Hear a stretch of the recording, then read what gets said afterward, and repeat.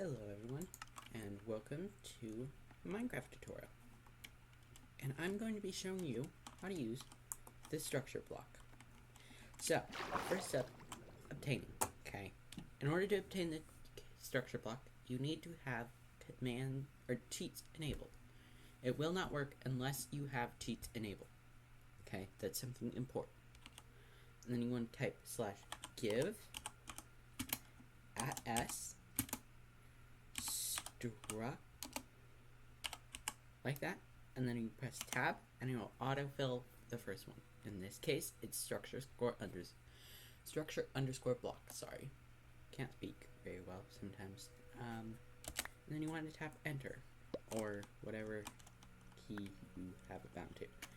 Okay, and this will give you the structure block. Now, when you place it down and open up the menu by right clicking it, the interface can look a little bit overwhelming. So let's go over the interface. First, we have structure name. This can be any string like this, and then a colon, and then another string. And it can be however long that is. I'm not entirely sure. But this is what the identifier is. So if you type this into anything with the load one, and this is the name, then it will know, hey, that's what I'm supposed to be doing. I can have any characters that you want, I think.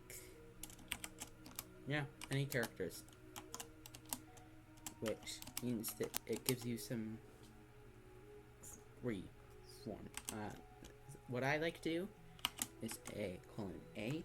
However, you can name it whatever it is with the colon in between some of the words, etc., etc.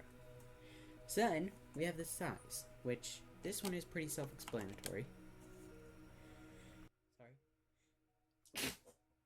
Hope that wasn't too loud. Man. I am so sorry. I have been sick a little bit. But we can see that the point of origin is this corner here. Okay, so this is a 1 by 1 by 1, meaning it captures itself. I don't know if you can do a 0. No, minimum is 1. Okay, so maximum is like 64 on the X and Z, and then 300 something on the Y. So the Y can go pretty tall, but the X and Z are severely limited. Offset. This does exactly what you would expect it to. So if we offset it by, on the x-axis by 1, you can see that it will end up here. -1 on the x-axis will end up here. 1 on the z-axis will end up here. 1 on the, -1 on the z-axis will end up here. 1 on the y-axis will end up here. And then -1 on the y-axis will end up there. Okay. And then you can mix and match those to get anything. Okay. And then you can determine whether you want to include any entities in your build. So like if you want to copy, I don't know, a horse that you have, you can do that. And then you can remove the blocks. That way if you only want to copy the entities that are in there, you can do that. Redstone save mode. I'm not entirely sure what that does. When it's powered by redstone, it'll either save in memory or save to disk. And I think save in memory means it can only be accessed in this world, and save to disk means that it can be accessed in any world, but I'm not entirely sure. Then obviously, show bounding blocks. It's this thing right here. If you find it annoying or you want to look professional and you don't want to have that, just turn it off. But usually you want to keep this on so you know where you're copying without going into the interface. Next up, load. So, first we're going to want to save an area. I tried this before. And it ended up being 30 minutes because I didn't have 3 view. You'll see why that becomes important later.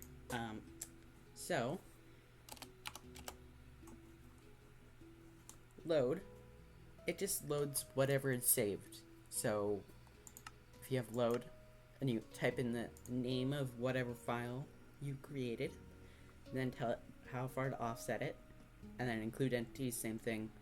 Waterlogged blocks, if you have a bunch of water and then a block that normally can't be, or normally like is waterlogged, it'll instead create an air pocket there during that block. Remove blocks, it does the same thing as before, and it'll just do that. That makes sense. Integrity is a really interesting one. So it determines how much of the build will remain when you load it in.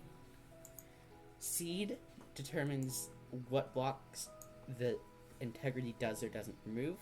Rotation rotates the build. Mirroring I'll explain in a little bit because it's really a visual thing. Animation mode, you'll also see what that is in a second. Let me just grab a copy of that block, that way I can show you guys. Okay. So, animation mode, let's go place by a block, and animation in seconds, let's go with 20. And you can see that it literally does exactly that. It places it block by block, which is a really nice feature to have. Okay, so now, let's tweak around with the integrity a bit. Let's go for 90%. And then load. And you can see that some of the blocks are missing, providing a old broken down feel to it. I'm not sure what blocks it could affect. I think it can kind of affect anything and everything, which might be useful somehow. Okay, so rotation, pretty evident. Instead of facing this way, it'll face that way if you do 90. It'll face that way if you do 180, and then that way if you do 270. Pretty self-explanatory there. Okay, the really big one though is mirroring. So if I mirror it on the x-axis, okay, here's the normal, of course with the integrity at 90%, but ignore that. You can see that any block that was here, so it would be, I'd say right about here, is going to be moved over to here. So it's just going to flip any blocks that were over here over to the other side, and any blocks that were over here, or any blocks that were over here over the other side over here. Really useful tool as well. And then if we go mirror Z, instead of flipping it from here to here, it's instead flipping it from here to here, which looks very similar to the rotation, but it's not the same, because it's like rotating at 180 degrees and then flipping across the x-axis. Okay, but it does mean that it rotates weirdly. And of course, you can mix and match the mirroring, so it'll look like this instead, which at this point it's just rotating at 180 degrees. If you really think about it, turning that twice would end up in that. So why you would do both, I don't know. They just made it an option. If you do place by layer, that's pretty self-explanatory too. Let's do 30 seconds there, and load, and we can see that it does exactly the same as place by block, but it does it by layer instead. Okay, now for corner. So let's say that you wanted to save a giant area, right? Let's go with, okay, let's go with here. Wow, accidentally tapped Z. I need to unbind that key. Okay, there to there. And we're actually going to want to move that down one because it'll get that corner there. But then we hit save on another one. Okay. Type in the name. No, not caps lock. Okay. And then hit detect. And we can see. Hold up. Oh, I placed another one of them down somewhere. Where is that other one? What? Oh, there's one over here. And over here from the last attempt. Right. Okay. So attempt to... Look. Boom. Now, like I said, it does do like that, so you might need to move it up or down a layer. But now, we have the whole thing. Or not the whole thing. Sorry. We almost have the whole thing. And it will automatically move whatever blocks you need, or if you need it. I still have to move it over one. No, I don't. Okay. There's just no railing on that side. Okay. So automatically detect how much size you need to place it in, and the offset to place it in. Okay. So that's a really useful tool as well. Then we go to 3D export, and you will see that the only options are size and offset. And then there's remove blocks and show bounding blocks. Okay, so I'm going to hit export. Okay, I'm going to have to blur some of that out. But then I hit save. I already have one like that, so boom. So then I am going to open my 3D model viewer. 3D, not entirely sure what it's called. Oh, it's just called 3D viewer. It's by Microsoft. Okay.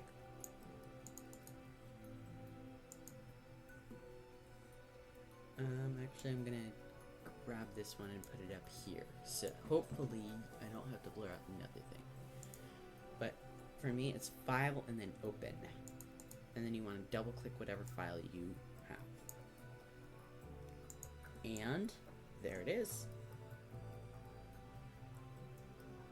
Apparently I am missing a little bit.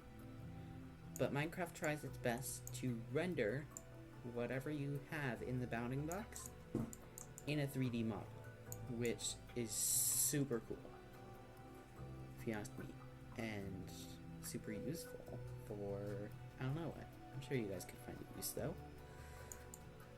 But like, you know, super interesting to see that inside of blocks like this though. You never get to see that. It's just rendering it as different blocks. But anyways, it's really that simple to be doing any of this. Like, it's super simple to run the structure block stuff. Might seem like magic to some of you, and I certainly can't blame you, but I hope this tutorial on how to use the structure block helped at least a little bit, and I hope you have /had / blah blah blah blah blah different time zones, different times stuff. For most of you maybe had, because you're probably yeah, we'll go with had. I hope you had / are having a wonderful day, and good.